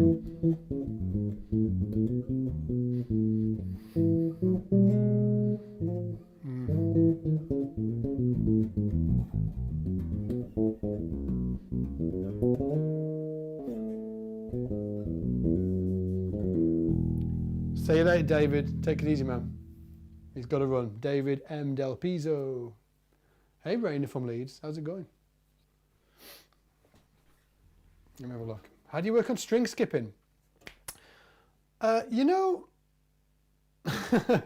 Broadway Joe saying, hey Scott, I think 26-week accelerated course is amazing. I had to stop last time around, the 13-week. Should I sign up and start on week 1 with you all again? No, you've still got access to it last one, Joe. You've still got access to the last one. Just go back to week 1. Start again. String skipping, I don't really use string skipping so much. You know, I suppose in like octaves and stuff. You know, but not in terms of... I think it's more of a thing on guitar, where like guitar players worry about the string skipping thing, but it's nothing really I worked on, or lines that I came across really, you know, I had to do the whole string skipping thing. What year did you start SBL? I started uploading YouTube videos 9 years ago. I don't know when I started at SBL. I think like the whole like membership and stuff like that is maybe like 4 years. Maybe 4 years. It's probably more. It's probably more. How about hammer-ons and pull-offs? Yeah, like hammer-ons and pull-offs is a massive thing. That's Nico saying hammer-ons and pull-offs. Yeah. So in the 26-week technique accelerator, Nico, like we do like a whole, I think like 2 or 3 weeks on hammer-ons and pull-offs. Okay, so who's doing that Danny bass tritone riffs, please? I'll get to that in a minute, Danny. But like, and that's a huge, so yeah, so the 26-week technique accelerator, it basically, the way that we've done it today, it does that, but in a much deeper way. Like I show you all of the exercises that I used back in my early 20s to develop my my bass playing to where it is now. And I give you a specific exercise to do every single week. That's the key thing, is that knowing what to do and when to do it is a huge deal. And that's why actually, like, I love YouTube. What a great, amazing resource YouTube is. But it's a bit of a tunnel of doom when it comes to getting people in front of the right information at the right time. It's a bit of a kicker.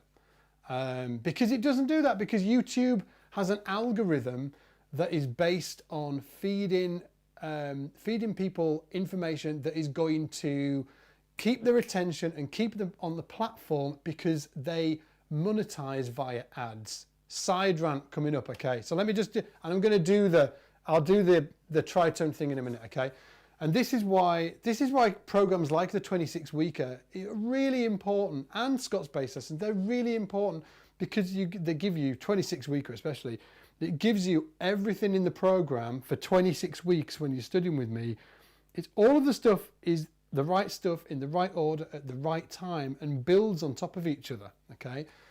What YouTube does, which drives me nuts, although I love you, YouTube, please don't strike me down for this, is that they make money from selling ads. So they want you to be on YouTube, and they know how to keep you on YouTube. And to keep you on YouTube, their algorithm has not gamed the system, but it needs to, okay, so without going down a real sort of like rabbit hole, has anybody on YouTube noticed that all of and I want you to give me a yes or a no in the comments, okay? Anybody here has noticed that for the last 2 years, all of the thumbnails, which is the pictures that you see on the video in the right hand side, are just getting wackier and wackier, and people are doing crazy and biting basses, all that kind of stuff, right? And then the title is always 10 ways to 5 ways to make your cat play bass, 9 things, 4 myths about playing the guitar, like all of that stuff, right? Now, the reason for this is the real, everything is a meme now, right? Exactly. That's Sundog Jen. The reason is that nobody, exactly. Okay, so this is really, so Thomas, right, clickbait, right? So, and yeah, like Manek's saying, yeah, it's crap. So the reason why that is happening, right? The reason why this is happening is because of YouTube's algorithm. It's got nothing to do with any of the YouTubers. 9 years ago, I used to be able to make a video about the major scale. Here's a major scale, right? Here's how you should play it, right? And the title of the title of the the video itself, I could put something like C major scale for beginner and intermediate bass players. That would not, you wouldn't, if I uploaded a video like that now, because of the algorithm that YouTube uses, you would never even see that video. It would never be shared out. Nobody would ever see it, because the reason why all YouTubers have to do this now is because YouTube promotes your video on two main factors. The two main factors are people clicking through? It's called CTR, click-through rate, okay? So the more people that click on that picture, okay, the more YouTube shares out your video. So what do you think this is driving all of the creators to do on YouTube? Stupid freaking, yeah, Jacob's saying you did it too. I have to do it. I have to do it. We've got the biggest YouTube channel because we're sort of like, you know, we have to abide by YouTube's, you know, restrictions as I see them, or their algorithm, okay? So everybody needs to make that that thumbnail as obvious as possible, okay? And now, Jacob, you're saying, but that's how I found SBL. That is how you found SBL, right? But like 9 years ago, you would have still found it, but all of the creators weren't, it wasn't a battle of the thumbnails. Who can have the most outlandish thumbnail, which is what it is now, right? So it's a pain in the arse for all creators, or at least I think it is, right? So you've got to have this thumbnail that makes people click on it, because if the click-through rate is low, okay, if the click-through rate is low, YouTube will not share out your video, okay? And then the second thing is the title, okay? So the title, the more clickbaity, the more sort of like outlandish you can make that title, the more sort of like, I'm sure we've all seen that 10,000 black balls in a lake, or 10 million black balls in a lake, or something like that. The reason why everybody's sort of like having to do that style of video now is because of the YouTube algorithm. So it's a massive, I really dislike it. I really dislike it, because I think that it's forced all creators on YouTube to we have to sort of like dance this merry dance, unfortunately, and it's really hard. It's really hard, and it means that, in my opinion, you actually can't. Yeah, that's Kean Robinson. One simple trick, right? Nobody can actually just be like, hey, here's a great bass lesson, or here's a great guitar lesson on this thing. Let me teach you how to play around a blues, okay? Because that's really interesting, and all people should know it. Can't do that anymore. Now it needs to be like 5 simple tricks to help you play around a blues. Oh God, kill me. I hate it, man. I hate it. So anyway, this is why the 26 Technique Accelerator program is so critical, because it gives you all of the right information at the right time without any of the BS and the, you know, and the cats in the right hand column, you know. Make your cat play bass. It kills me. Yeah, Liz is saying it's like TV. It's about the commercials. It's not about the content. It is for YouTube. You know, it's for YouTube. Luckily, this isn't going to be published on YouTube, and we'll take it down. So hopefully they won't see this, and I'll be in trouble for. And I'm not saying that I dislike YouTube. I'm not saying that at all. It's a really fantastic platform. And you know, if you want to learn anything, it's great. Go to YouTube. But unfortunately, with the new algorithm changes, it is really hard to make just decent content without having to make it 5 tips, 5 ways, 10 ways, all of that crap, right? So unfortunately, what it's done is, in my opinion, it's just my opinion, is it's made real educational content on YouTube, actually really hard to publish, because you have to make it all, you know, you've got to retain viewer attention, you've got to get them to click through, you've got to, so anyway. So long story short, you should absolutely check out the 26-week Technique Accelerator if you haven't already. It is a beast of a course. It's the only thing like it in the world. It is the most comprehensive program that about bass technique, which is the fundamental thing that you need to get together, is your bass technique. And it's basically me and you every single week for 6 months. Hopefully you won't get sick of me building up your bass technique. And we give you 20 minutes of practice to do every single day. And every single week you get one exercise to work on. And the exercise depends on your level. So if you're a beginner, you get one specific exercise. That exercise will be altered if you are an intermediate or advanced player. So we give different alterations of the different exercises depending on what type of player you have. But it's only one exercise, not three, okay? This is a big deal because I think that we all have too much stuff in our lives, too much content, too much distraction, too much noise. This is about doing the opposite of that and doing just, you know, like really getting down to the meat of it and just making sure that we're accountable and we've got one exercise per week to work on through the 26 weeks. And you do it with me. And we also do this once a month as well. Me and Alan and the boys behind the scenes, Travis and Stu and Pablo. What's Pablo doing today? Is Pablo on? Pablo, are you on? Travis is in bed. Travis went to bed. He says he's in Bangkok getting a tattoo on his forehead. SBL. Yeah. Yeah, Wayne, it's great for absolute beginners. Yeah, it's great. It'll give you all of the stuff that you need to know.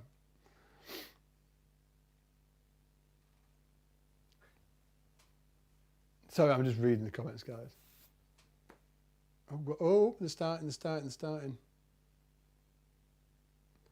When playing with a drummer, how important is it a way to stay away from the drummer's snare hit on 2 and 4? Not important at all. Like sometimes you might want to do that. Okay, so you know that's the like 1, 2, 3.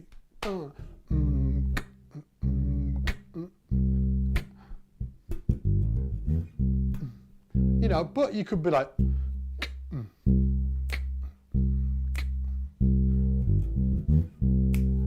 You know, you don't have to do it. It's a choice. It's like when you're doing anything. I really believe that music is art, and when you're creating art, you can do what the hell you like.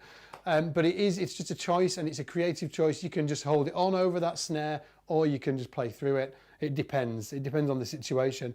Where's George? He's actually in the house with the kids. He's in the house with the kids. George got really ill this week. Actually, I think he's on the mend, but. Oof. It was. I had one of those. Like, is this a bad sign? Ron's saying the bassist for Unleash the Archers has a finger plucking technique that is thumb, index, middle. Like yeah. Well, I actually use that. It depends if you're on about that technique, Ron, or whether you're on about like that technique. Let's do this, hang on. You know, I do like it, but like some people actually play like that. You know, like it's if it works for them, it works for them. I think that ultimately, we're all different physiologically, and I talk about a lot about this in the 26-week program actually. Like we're completely different physiologically, so it's kind of useless to a point looking at somebody else and saying, oh, they're doing that, I want to do it too. Because I used to do that. I used to be like, ooh, Gary Willis does this, I should do that. But it is like his physiological makeup, the shape of his hands are completely different to mine. So I'd struggle away for like 6 months, maybe a year, maybe longer even, to be honest with you, trying to do this thing that he was doing. Not the actual notes, just the physical thing, play like he played. And it was just a total mistake. That was actually before I started doing all this 26-week, all of these exercises and stuff. And it really, it tied me in knots actually. But what I learned from that is we're all completely different physically, and it's not about copying other people. It's knowing the end point. So if you want to, play ascending, like I can absolutely tell you that you need to play index, middle, and that you need to play you need to economy rake on the way down. But in terms of the physical movement, that's more about dialing in what's going to work for you. I talk a lot about it in the program because I just think that there's a lot of people. Let me not get myself in trouble here. Sometimes I think that people just say it's this way or the highway, especially with physical movements and the way to play. Even sometimes the way to actually mentally think about things. I'll give you two great examples of this, okay? Actually, one great example. But from physically, I think that what works for one person won't work for another. It's not like that.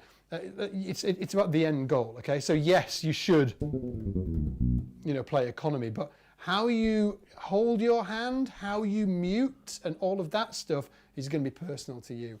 Another great way of thinking about stuff like this is the way that we think about harmony on the neck. In fact, and fingering systems. So if you take Gary Willis and Hadrian Thoreau, for instance, right? Both, everybody know them guys? Gary Willis, super awesome. Hadrian, also super awesome, right? Top like 0.5% of the bass players in the world are this good. Okay, maybe not even more, maybe like 0.0001%, okay? But if you talk to them about how they visualize the fretboard and move around and think about the harmony on the neck, they're completely different. It's completely different. But there are things that that also match up as well. So their mental thought process about it is completely different, but other things like, ascending, yeah, they both do, alternate. Oh, of course, because it's the only way you can do it. Ascending, they both use economy. They both use the 4+1, right? Either the 4+2, either side. All of that kind of stuff. So there's like crossover. It's wildly interesting, actually. Going off on a bit of a tangent. Anyway, Brian's saying, what would you do to work on keeping pinky finger on fretting hand down, especially when descending? Well, I used to have the old flying finger that you could literally hang a teacup off. So what really helped me is just putting the hand on the fretboard, right, and playing scales really slowly. But here's the trick. When you're playing it, when you put that finger down, do not lift the second finger off. Okay, don't lift that. We're just C major, right? So actually we couldn't do.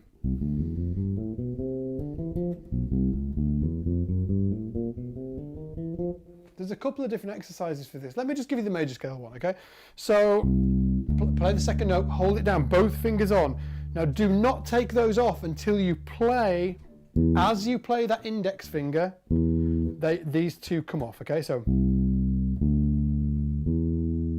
and it happens at the same time. Do, da, off. But they're not up here, they're just off. A little bit, okay? Now, finger 1, finger 2, finger 4. So when you get to finger 4, all of them should be on. All, not this, none of this, not that crap, right? All of them are on the board. Okay, next, off. All on the board. And when you're doing that, your fingers should be curved and engaged and ready, okay? So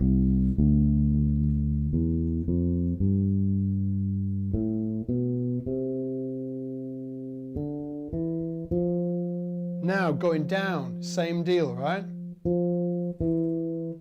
These are engaged, look. And just hold that finger on. Hold that finger on. I actually talk a lot about this in the 26 weeker as well. Hold that finger on, this index, and what does this feel like? Are you relaxed in these fingers? Can you move them around? What's physically going on? Or is it just full of tension? All right? Just hold that note and feel what's happening. Move it around. Get used to it, okay? So then, now let's play the next 3 notes. Get it over the string. Now again, hold that on with the index finger, move these fingers around. Just get used to how it feels. Does it feel in control? Is it tense? Too much tension? Next one. Again, move them around. Can you move that little finger? What's happening with it? It's this kind of sort of like microscopic focus that really will nail this stuff to the wall. And then once you've done that, and also just throw this out, because obviously you want to be,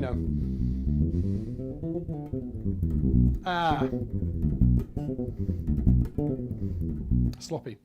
And when you do that, you want to be also bearing in mind that it's going to, again, remember what I was talking about earlier when I said that the motor cortex is that sends out the program, okay? And it has a program and it's just sending it out.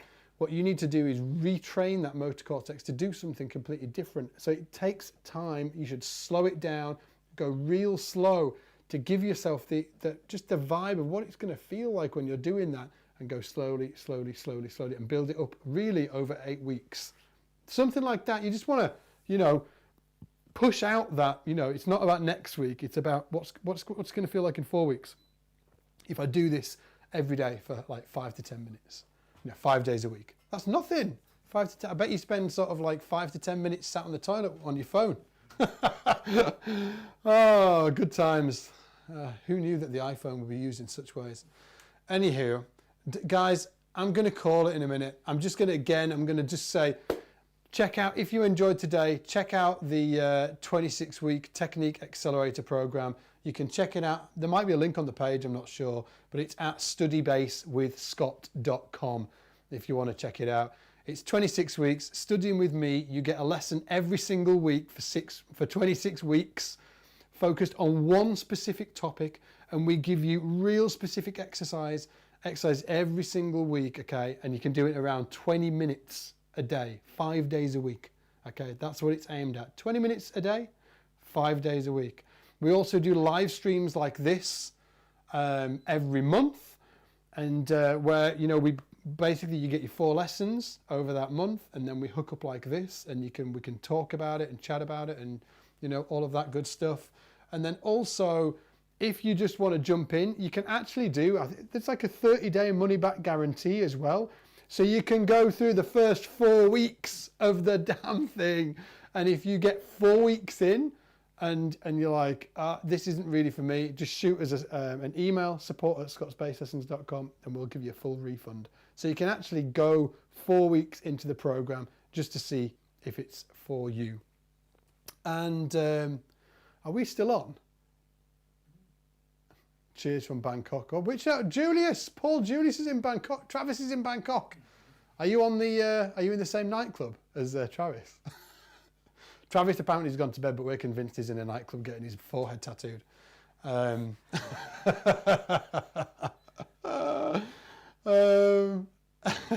also, I should say, if you join as well before 12 midnight tonight, we're gonna throw in somebody's asking for slap. We're going to throw in the Ultimate Bass Buyer's Guide as well, which is hours and hours of video material of me in London, going through all of these basses in the Bass Gallery, which is this beautiful bass shop, talking about fretless basses and jazz basses, P basses, vintage basses, new basses, basses made all over the world, telling you, you know, what to consider when you're buying your next bass and how to think about it, and, you know, factors that you should be thinking about. We're going to throw that in for free if you join before midnight tonight. And if you're not bothered about that and just want to join, you've got till the end of the weekend or something. It'll say on the page, actually. It'll say on the page. So Vic's saying, Scott, I'm looking forward to the accelerator class. Signed up last week. Boom. Awesome, dude. And yes, there is, wait a minute, Thomas G, yes there is. Thomas G, there is. If you haven't got the email that you're looking for, just email Laura at support@scottsbaselessons.com and say, Laura, Scott said that I should email you. That's to Thomas. I'll fix you up, dude. Yeah, go to the studybasewithscott.com and you'll find all the information there. And awesome, guys. Are you ready, Alan? We're about to like fall off this. Well, I'm about to fall off this stool anyway. Just join if you haven't. It's boss. Cheers, Tina. Thanks a lot. Oh, Lucas is on it. So excited for it. Awesome, guys. Awesome. Amazing. Boss. Oh, now I'm going to say boss. Anyway, dudes, it's 6 minutes past 5. I need to go feed the kids. Gonna go feed the kids. Again, thanks to Alan, thanks to Stu, thanks to Pablo behind the scenes as well, and Travis who's in bed. If anybody's heard me actually talking about Travis, who we think is in a nightclub having his tattoo, tattoo on his forehead, Travis is actually one of the SPL team. He was helping us earlier with the tech, and he does all of the live stream stuff, but he lives in Bangkok. So he's had to go to bed, and Pablo took over. But we're convinced he's in a nightclub getting his head tattooed. Anyway, thanks again, guys. Take it easy. I'll see you in the shed. Bush.